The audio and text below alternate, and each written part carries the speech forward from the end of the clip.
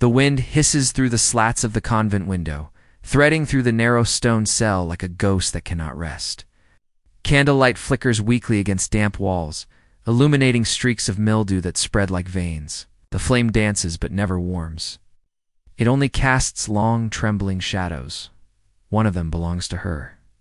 16 winters old, kneeling on the same uneven flagstone she has scrubbed since dawn. Her fingers are split and bleeding, her knees bruised purple beneath the coarse wool of her habit. She does not cry.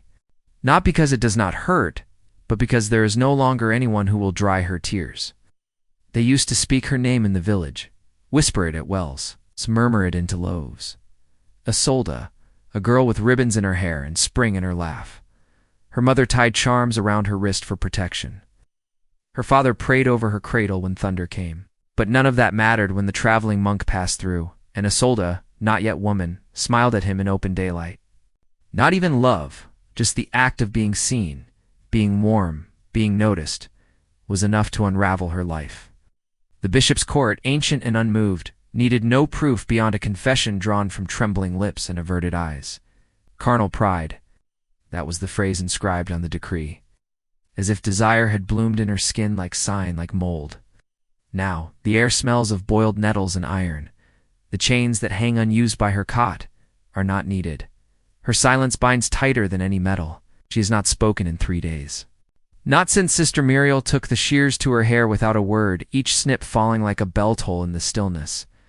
Her hair had been long, honey brown, thick as rope. It once held a daisy crown woven by her little sister. Now it lies in a bucket with the scraps of ash bread and spoiled broth. Each morning begins with the same ritual. Wake before light, clean the uncleanable, eat the uneatable, pray with lips that no longer shape hope, obey without question, confess without sin. Her hands move through it all like they no longer belong to her. Only at night, when all other sounds have faded, the nun's breath, the chapel bell, the scratching of quills in the scriptorium, only then does she dare remember her name. She mouths it into the stone. Isolde, and then again quieter, as if saying it too loud might invite another punishment. There are rules here, spoken and unspoken. Never let your gaze linger. Never speak unless asked. Never touch the relics without gloves. Never forget why you are here. The veil is not a reward, it is erasure. The act of becoming invisible, wholly through vanishing. In a week's time she will be presented to the abbess and given her final choice, to accept the veil or remain confined until she does. She knows what that means. Those who resist spend years in the annex, their names never written in the abbey rolls, their faces never seen by the outside world again. One girl, Therese, tried to run. They say she drowned in the marsh behind the convent, her skirts too heavy with penance to float. In the cloister yard, frost has begun to bloom across the gravel paths, curling around the roots of the dying lavender bushes. A bird limps along the windowsill, one wing broken, feathers patchy. It does not fly away when she reaches for it.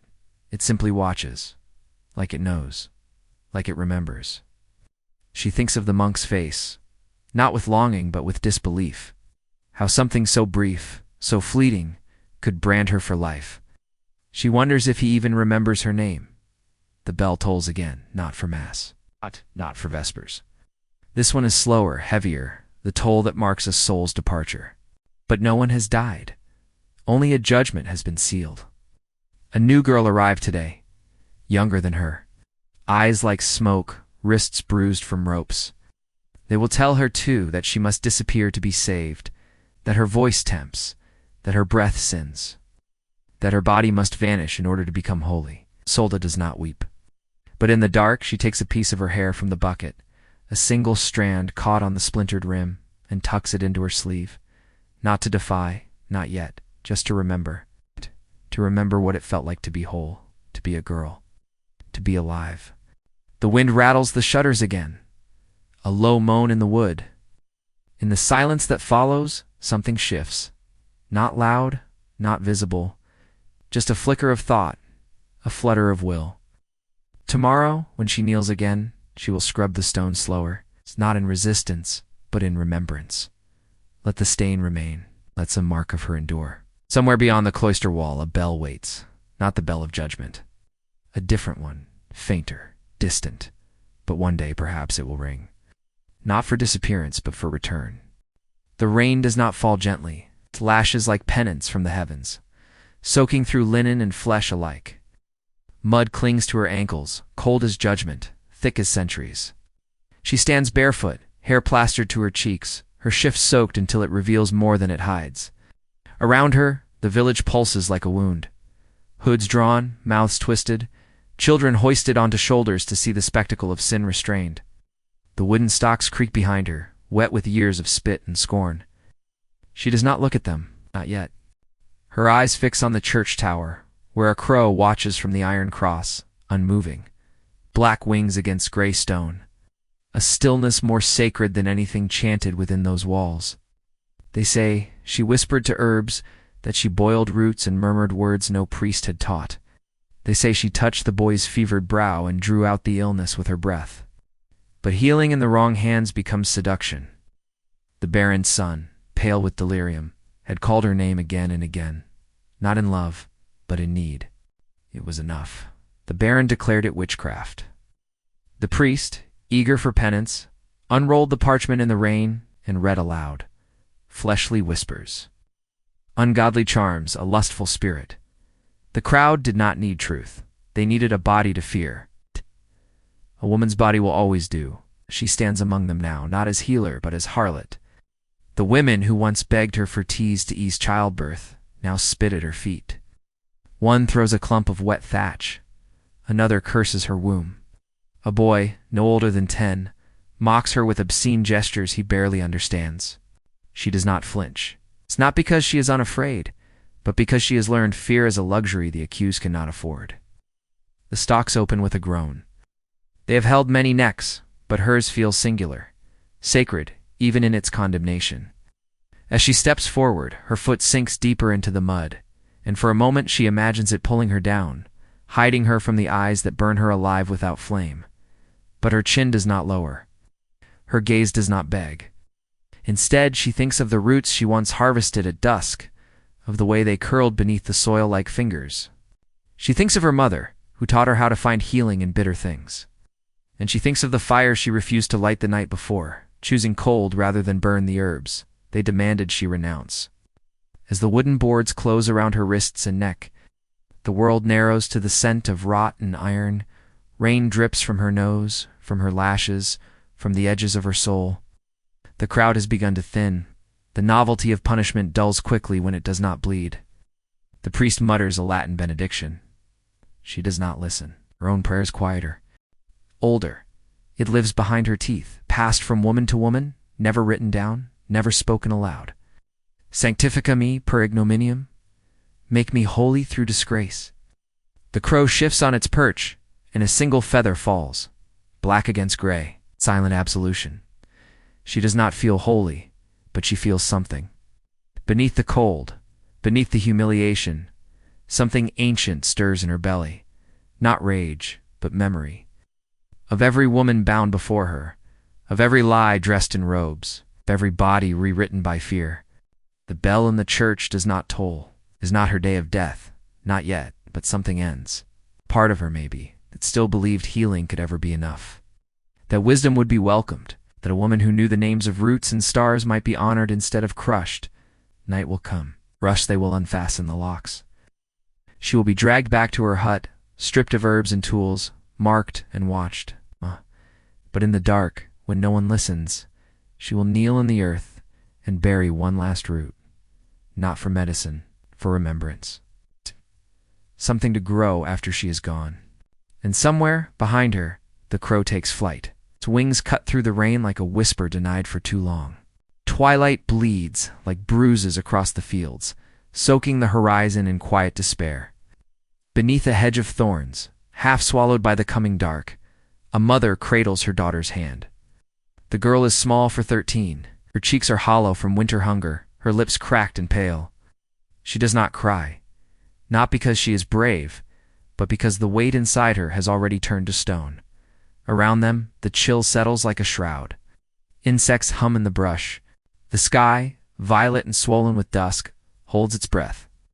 The barn looms behind them, a sagging shelter of damp hay and rotted beams. The air is thick with animal musk, and the memory of harvests long gone. It is not a place for prayers, yet the mother whispers one anyway, words crumbling in Latin from a tongue grown dry. Salva me, Domini.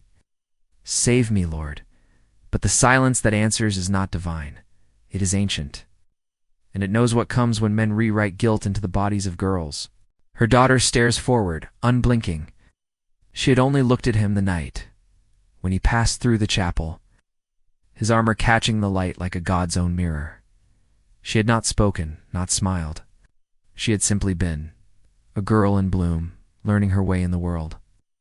But desire, when felt by men in power, is never their burden to bear. Ice festers into accusation, and that accusation, once uttered, needs no proof. Only a face. Only a girl.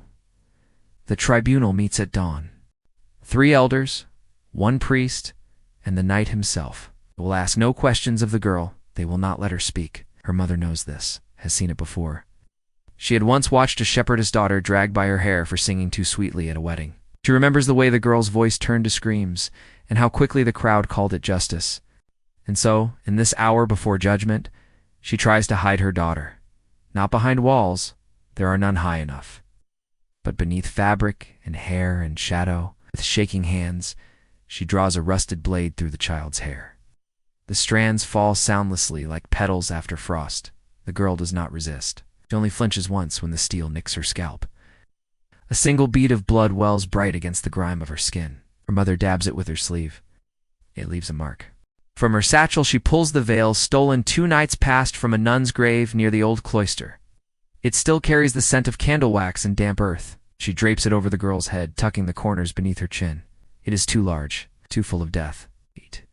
But it may be enough to make them see a servant of God instead of a siren. A wolf howls in the far hills. Another answers closer.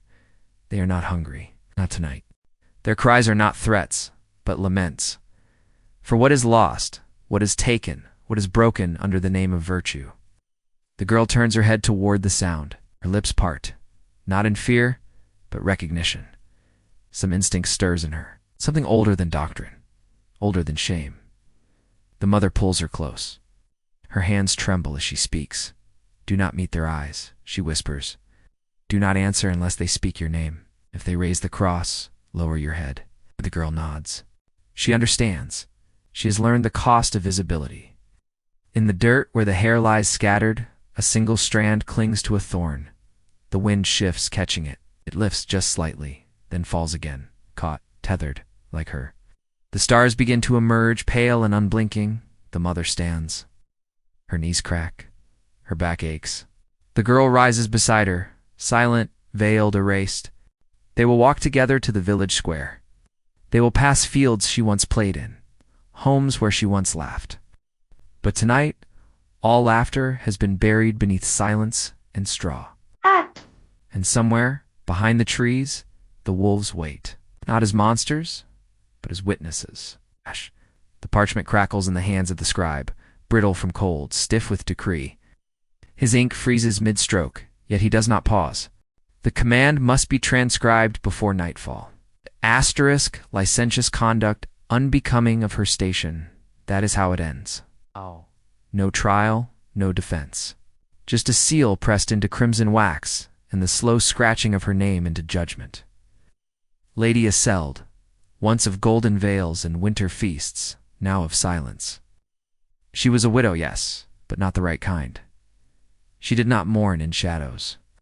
She did not swathe herself in black. She did not let grief devour her spine. She laughed once. That was the tale whispered through stone corridors, a sound too alive, too unruly. Another said she danced barefoot in her own orchard. A guard claimed he saw her fingers pluck a lute string under moonlight. No lovers were named. None were needed. Her crime was joy, too loud, too free, too soon.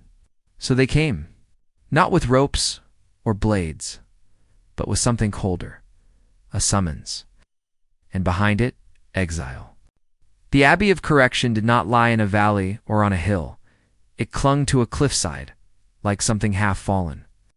Its spires blackened by time, its bells long since dulled by fog. Here, women were not beaten, they were erased. Her arrival was quiet. One cart, 2 guards. A storm behind them, and the salt of the sea wind ahead. Her rings were taken first, then the combs, then the name. In its place, Sorer Penitens, a sister of penance. Her gowns of embroidered silk became sackcloth that scraped her skin raw. Her hair, silvered but still proud, was bound beneath a veil she had not chosen. They assigned her to the garden, if it could be called that. No roses bloomed here. No healing herbs. Only thorns, scrub, and weeds, with roots like chains. She was told to kneel, to cut, to bleed. For the sin of not grieving properly, she must now prune in silence beneath the eyes of saints. Marble face is worn smooth by centuries of watching women disappear. She tried to speak once, to explain, to say that her smile had not meant betrayal, that her laughter had been a memory, not a rebellion. But the confessor silenced her with 3 words. Asterisk. Let your soul starve. So she obeys. Her lips crack from fasting, her fingers stained with sap and blood. Sackcloth chafes until it leaves bruises. She walks the cloister in bare feet, each step echoing through halls that refuse to remember her. The nuns do not say her name, they only nod. They, too, have vanished. The mirror in her cell shows only candlelight, no face, just flicker and flame. She begins to believe she no longer casts a reflection. At Compline, the bell tolls. Slow, deep, mourning something that is not death. The others rise to chant. She does not. She kneels in the garden still, her knees sunk into cold soil, thorns clinging to her hem. The stars are hidden behind clouds. Only the wind speaks. And then the smallest sound. Not from above, but below. A stone dislodged near the garden wall. A mouse, perhaps, or a girl, watching. One of the novices knew, not yet silenced. Their eyes meet for a heartbeat. And in that brief moment, Lady Iseld remembers her own girlhood. Before marriage, before titles, before the veil of obedience. A fire not yet smothered. She lowers her gaze again, but differently, not in surrender, in concealment. Because sometimes survival is not about escape. Sometimes it is about planting a piece of yourself beneath the soil, a memory, a truth, a name, and waiting for it to bloom when no one is watching. The bell tolls again, louder now. And somewhere, behind the cloister wall, a gate creaks. The torchlight flickers across the stone as the iron gate slams behind her. Somewhere above, bells toll the hour, their echo tumbling down cold stairwells like accusations. The girl stumbles forward, her shift stiff with blood at the wrists where the linen bit too long. A priest mutters a prayer in Latin, but it is not for her soul. It is for the dignity of the house that cast her out. Behind him, a scribe dips quill to ink, already inscribing her body into parchment as evidence, not of harm, but of lust. The bruises on her collarbone are not recorded. The torn hem of her servant's dress is not preserved. What matters now is the tale they will tell, a temptress, a fall, a penance. She sits alone in the dark cell beneath the cathedral, where centuries of breath have blackened the walls. Above, stained glass windows dazzle the faithful with the purity of saints, but here below, no light filters in, only that thin, stubborn sliver that slices through the mortar like a wound. She watches it fall across the straw. Her toes are numb from snow melt and fear, but she does not shiver. The body learns stillness quickly when pain becomes routine. A rat brushes past her foot. She does not move. Somewhere another gate opens. Another set of feet is dragged across stone, and still no one says her name. In the chamber above, where judgment is passed in velvet and incense, they speak of sin as if it grows only in the bodies of girls. She did not resist, says the Lord. She smiled when I entered, as if the absence of struggle means consent, as if silence is confession. One monk clears his throat and invokes the sin of Eve, the apple, the gaze, the fall. The men nod, hands folded like steeples. Her name is not needed. Her face is not remembered. She has become a symbol now, the kind they can use to warn other girls about what happens when eyes linger too long or when footsteps echo too late into the night. The straw beneath her begins to rot. It clings to her skin, sour and damp. She curls her knees into her chest, but not for warmth, only to become smaller. The bruises will fade. But her name, already absent from the scroll, will not return. She is no longer a daughter, no longer a servant, no longer even accused, only forgotten. In the far corner of the cell, a single drop of water falls from the ceiling at even intervals, a rhythm without mercy. It sounds almost like prayer, but each drop lands harder than the last. She presses her palm to the stone wall where the light falls, is rough and cold, like the voice of the bishop who sentenced her. She closes her eyes and leans her head against it. There is a moment, barely more than a breath, when the moonlight touches her face, and in that silver glow, she imagines her mother's hands, calloused but kind, brushing back her hair. She swallows the memory before it can become a sob. In this place, even love must be silenced. Somewhere beyond the cloister, snow begins to fall again, white, silent, and heavy. It covers the roof of the manor where no one speaks her name. It hushes the chapel steps where judgment was uttered in divine tongues. And it softens the sound of the rat returning to its corner. But in the girl's chest, there is one sound that does not quiet. The defiant throb of her heart still alive beneath. Bruce is still listening for a name that was stolen. Still watching that sliver of light refuse to die.